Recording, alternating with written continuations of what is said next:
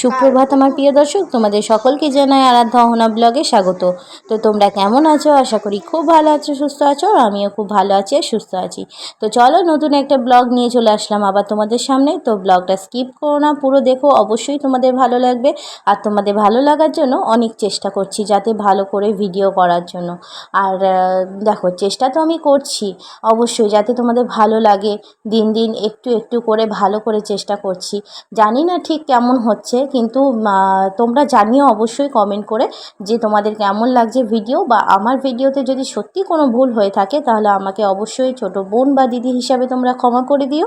আর আমার ভিডিওতে যদি তোমাদের ভালো লাগে তাও আমাকে কমেন্ট করে বলো। আর তোমাদের যদি সত্যি খারাপ কিছু লাগে তাহলে অবশ্যই আমার ভুলটা আমাকে ধরিয়ে দিও। তোমরা যদি আমার ভুল না ধরিয়ে দাও তাহলে তো আমি জীবনে কোনো দিনও শিখতে পারবো না। তো আর যারা যারা আমার ভিডিও দেখো, কমেন্ট করো, লাইক করো, ও তাদেরকে তো সাবস্ক্রাইব করো, তাদেরকেও জানাই অসংখ্য ধন্যবাদ। তো বন্ধুরা, আজকে তো জামাই ষষ্ঠী, সবাই জানো। তো দেখো, আজকে জামাই ষষ্ঠী, তো এখন টিফিন বানাবো। আমি হচ্ছে কাবলি ছোলা আলু দিয়ে তরকারি করব, নিরামিষই করব যেহেতু দিদি আসছে।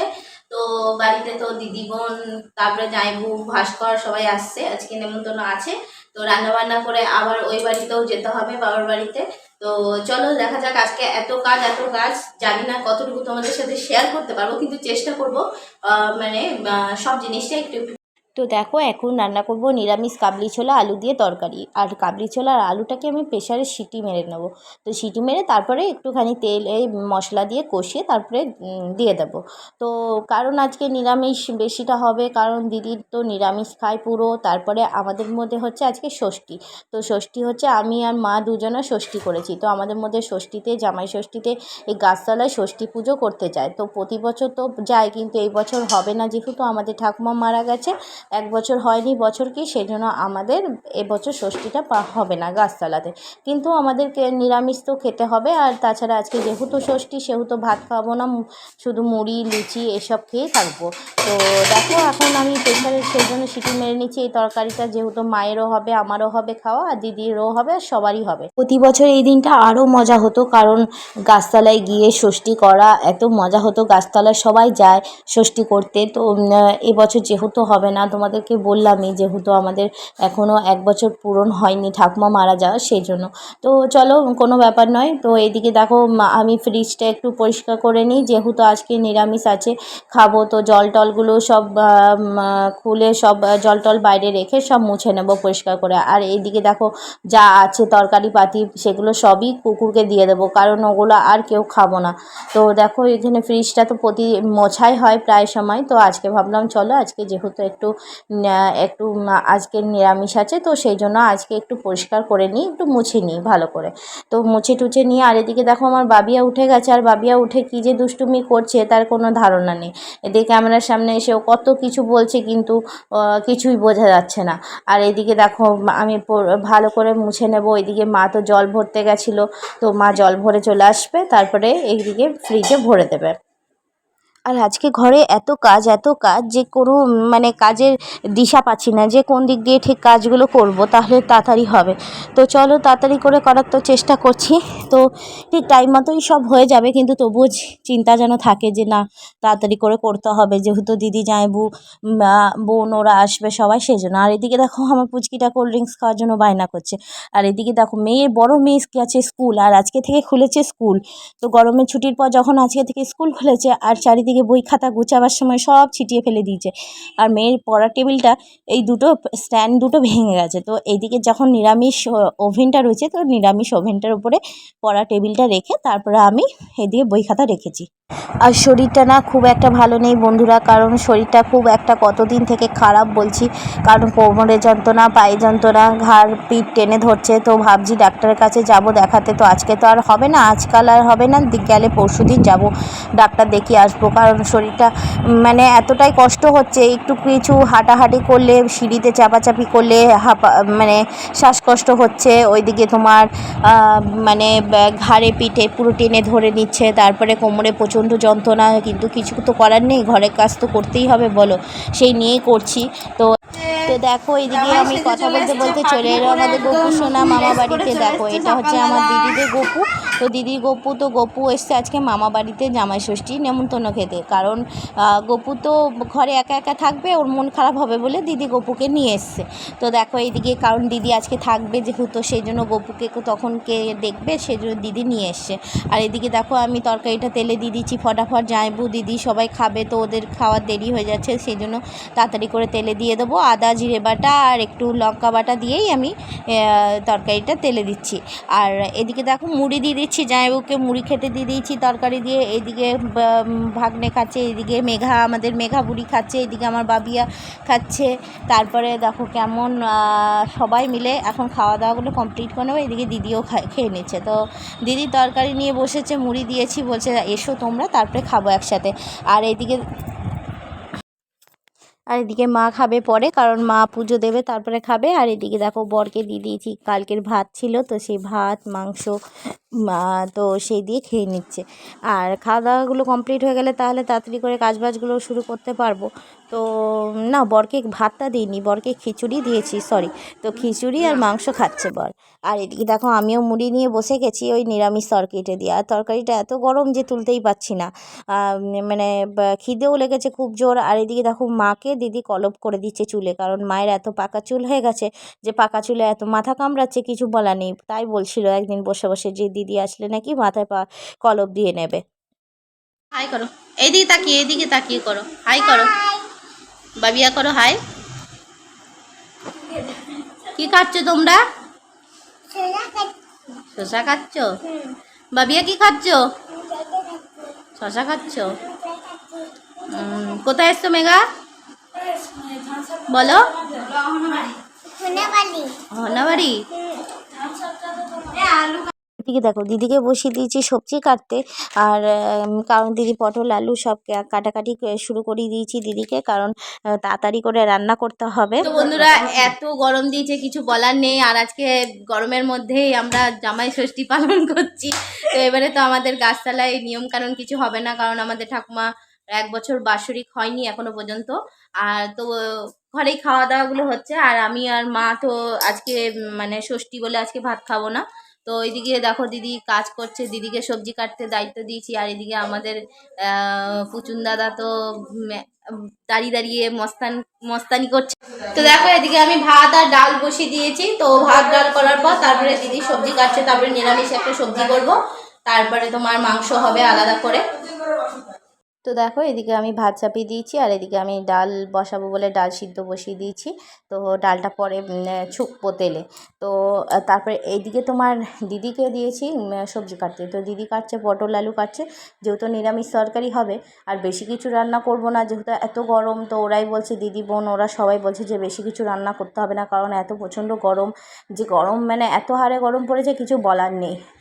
তো দেখো এদিকে বোনও চলে এসছে, ও তো আমাকে খুব মুখ ভেঙাচ্ছে ক্যামেরা দেখে। আর এদিকে দেখো বোনের বর ভাস্করও চলে এসছে দুজনে। হ্যাঁ, বৌদির জন্য নাইটি নিয়ে এসেছি।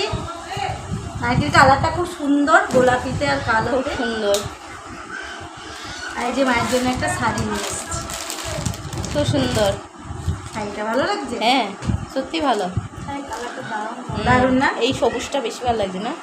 Uncommon colour. খুব সুন্দর শাড়িটা। এই ওরা তো দেখো এদিকে বোনের বর ভাস্করকে দিয়েছে এই গেঞ্জিটা, তো মা দিয়েছে এই গেঞ্জিটা। আর জামাইবুকে যেটা দিয়েছে সেটা তোমার একটু ছোট হয়েছে। তো এইদিকে দেখো জামাই ষষ্ঠী কাকে বলে, এটাকেই বলে বোধহয়। দেখো কেমন জামাই ষষ্ঠীতে জামাইরা না ফল খেয়ে মেয়ে কেমন ফল খাচ্ছে, দেখো আম খাচ্ছে বসে বসে। আর এই 1 গামলা আম দিদি একাই খেয়েছে। তো যে কোথায় জামাই ষষ্ঠীতে জামাই আম খাবে, তা জামাই আম না খেয়ে এমন আম খাচ্ছে, মনে হচ্ছে দিদি সত্যি করেই ষষ্ঠী মানে দিদি শুরু হয়ে গেছে। আর এদিকে দেখো আমাদের জামাইবু চলে এসছে।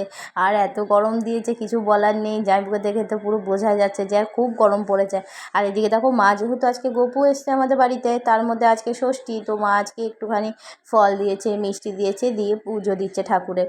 তো দেখো গপুকেও দিচ্ছে, কারণ গপু যেহেতু এসছে আমাদের বাড়িতে সেই জন্য। আর দেখো গপুকে কি মিষ্টি দেখতে না, খুব সুন্দর দেখতে। আর এত সুন্দর একটা জামা পরিয়েছে, কিছু বলার নেই। তো দেখো এদিকে মা সন্ধ্যা বলছি, মা আরতি করে নেবে এইদিকে। আর এদিকে দেখো আর একজনের পড়েছে জামাই ষষ্ঠী, একেও দেখে বোঝা যাচ্ছে ভাই জামাই ষষ্ঠী তো এদেরই বোধ হয়। তো দেখো কেমন আম খাচ্ছে, যে আমগুলো ভালো সেই আমগুলো আগে খাচ্ছে, আর যেগুলো ভালো নেই সেগুলো রেখে দিচ্ছে।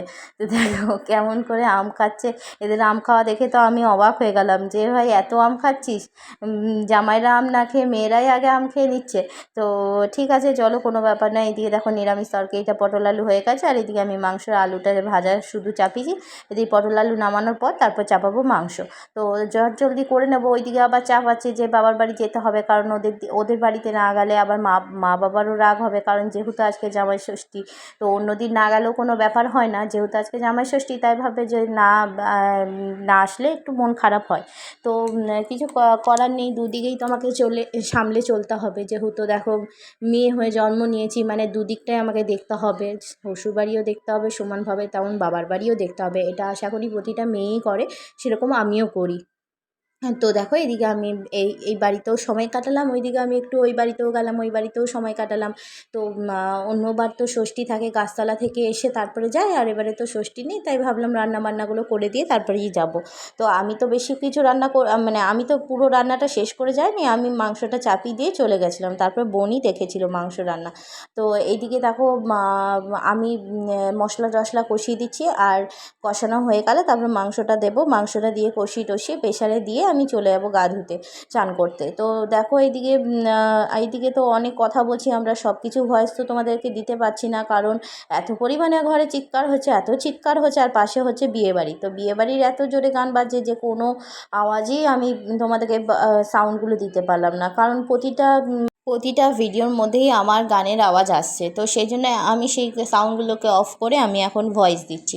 তো দেখো চিকেন কষাটা এত সুন্দর হয়েছে, কিছু বলার নেই। আর এদিকে দেখো বোন চলে এসে, বোনকে দিয়ে দিয়েছি মানে কাজ করতে, যে কর তুই এখন। তো আমি চললাম। তো দেখো চলে এসেছি বাবার বাড়িতে। এদিকে দেখো বর বলছে কি কত গরম, তো গরমে পারছি না। এদিকে দেখো আমিও বসে আছি। তো এদিকে দেখো মেঘুকে আর বাবিয়াকে নিয়ে এসেছি, আর আমার বড় মেয়ে তো আসেনি।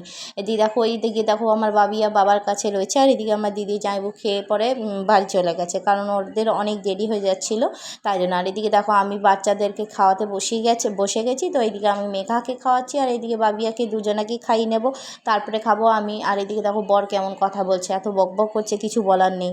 ওর বকবকে আমি নিজেই পাগল হয়ে যাচ্ছি। তো এইদিকে দেখো এত গরমও পড়েছে তার মধ্যে। আর এইদিকে দেখো বাবার বাড়িতে বেশি কিছু ভিডিও তুলতেই পারিনি, কারণ গিয়ে পরে আমার এত ঘুম লেগেছিলো যে আমি ঘুমিয়েই কাটিয়ে দিলাম বিকেল অবধি। তো বিকেল হয়ে গেছে, তো এবারে বাড়ি চলে আসছি, কারণ বাড়ি আসার সময় তো সব মেয়েদের মন খারাপ হয়, আমারও সেরকম হয়। জানি না কেমন একটা অদ্ভুত ফিলিংস হয়, বলতে পারবো না। যে শ্বশুরবাড়ি থেকে যখন বাবার বাড়ির দিকে যাই, তখন শ্বশুরবাড়ির জন্য মন খারাপ হয়, আবার যখন বাবার বাড়ি থেকে শ্বশুরবাড়ির দিকে আসি, তখন যেন বাবার বাড়ির দিকে মন খারাপ হয়। তো কিছু করার নেই, এটা তো করতেই হবে, সব মেয়েদের জীবনটা এরকমভাবেই চলে, তো আমার জীবনটাও নিশ্চয়ই এইভাবেই চলবে। তো দেখো বাড়ি চলে আসলাম, আর কটকটি বুড়ি দুটো দেখো কেমনভাবে হেঁটে হেঁটে যাচ্ছে, এইদিকে মেঘা বুড়ি, ওইদিকে আমার বাবিয়া বুড়ি আগে আগে চলে যাচ্ছে। ওরা তো সব রাস্তা চেনে, কারণ বাড়ির রাস্তা। আর এইদিকে চলো বাড়ি চলে যাই, বাড়িতে ঢুকে যাব এবারে ঘরে জলদি করে। তো এইদিকে বিকেল ঠিক সন্ধ্যা হয়নি, সন্ধ্যার আগে আগে চলে এসেছি আমরা। তো এসে দেখছি যে সন্ধ্যাবেলায় দেখো এইদিকে সন্ধ্যা দিতে লেগেছে দিদি, কি সুন্দর করে আরতি করছে। আর দিদি গপুকেও সুন্দর করে আরতি করছে, আর এদিকে আমাদের ঠাকুরকেও সুন্দর করে আরতি করে নিচ্ছে। তো দিদি খুব সুন্দর করে পুজো দেয়, কারণ দিদির পুজো দেওয়া তো খুবই সুন্দর, কিছু বলার নেই।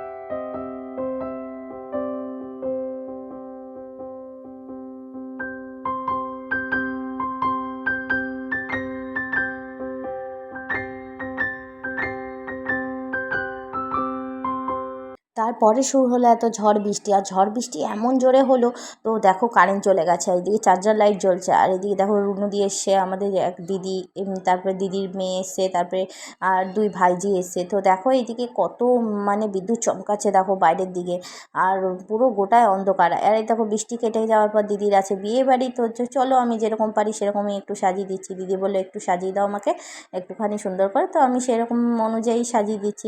কারণ দেখো যেটুকু পারি সেটুকু দিয়েই করি, মোটামুটি চলার মতন হয়ে যায়, তো চলার মতন টুকটাক কাজ অবশ্যই জানি, তো চলে যাওয়ার মতন হয়। তো দেখো এইদিকে সাজিয়ে দিচ্ছি, আর এদিকে কারেন্টও চলে এসছে, আর এতটাই গরম দিয়েছে, তার গরমটা একটু হয়তো কমলো বৃষ্টির পর। তো দিদি যাবে বিয়েবাড়ি, আর এদিকে দেখো 2 মেয়ে কেমন করে মানে লুচি বেলছে। আমি তো আটা মেখেছি যে লুচি বেলার জন্য, তো 2 মেয়ে এমন সুন্দর করে লুচি বেলছে, কিছু বলার নেই। আর এদিকে দিদি বলছে আমাকে একটু আইশ্যাডো পরিয়ে দাও, তো ও দিদিকে একটু আইশ্যাডো পরিয়ে দিচ্ছি, নিজের মতন করে সুন্দর করে করানোর চেষ্টা করছি। তো দেখো কেমনভাবে জানি না, ভালো হয়নি জানি, কারণ আমি তো পারি না সেসব কাজ ভালো করে, তো তবুও নিজের মতন করে দিলাম। চলো কোনো ব্যাপার নয়। এদিকে মা বসে আছে, বাবিয়া আছে, এইদিকে দিদিরও মোটামুটি সাজগোজ কমপ্লিট হচ্ছে। ওইদিকে দেখো আমাদের মেঘারানী কাঁদতে লেগেছে যে আমি নিজে লিপস্টিক পরবো, তো নিজে লিপস্টিক পরবে তাই না। আর এদিকে দেখো আমার বাবিয়া কী সুন্দর একটা ফ্রক পরেছে, আমার বাবিয়া তো নেমন্তন্ন নেই, তো দিদিকে দেখো কী সুন্দর করে সাজিয়ে দিয়েছি, আর দিদি কী সুন্দর লাগছে দেখতে, দিদি তো এমনিতেই সুন্দরী, তাই সুন্দর লাগে। আর এদিকে দেখো আমার বাবিয়ার তো নেমন্তন্ন নেই, তবুও বাবিয়া ঝুমকে নিয়ে যাচ্ছে। আর এদিকে এত গরম দিচ্ছে, আমরা তো আমাদের কাজে লেগে গেছি, ওরা তো বিয়ে বাড়ি চলে গেছে। আর এদিকে দেখো আমি আর বোন আর দিদি, এই দিদি আমরা লুচি বেলছি, তো ওদেরকে দিয়ে লুচি বেলা করাচ্ছি, আমি ভেজে নেবো ফটাফট, কারণ আজকে যেহেতু ষষ্ঠী, আমি করেছি, দিদি করেছে, মা করেছে, এরা সবাই ষষ্ঠী করেছি, তো আমরা লুচি খাবো, আর বোন খাবে ভাত। তো গরমের মধ্যে লুচি কিছু বলার নেই, তবুও করে নিচ্ছি, কারণ খেতে তো হবে বলো, 2 টাইম মুড়ি খেয়ে তো আর ভালো লাগে না, 1 টাইম লুচি করতেই হবে। তো যেহেতু একটুখানি বৃষ্টিটা পড়লো, তাই জন্য একটু লুচিটা হয়তো ভালো লাগবে খেতে, তো সেই জন্যই তাড়াতাড়ি করে বানিয়ে নিচ্ছি।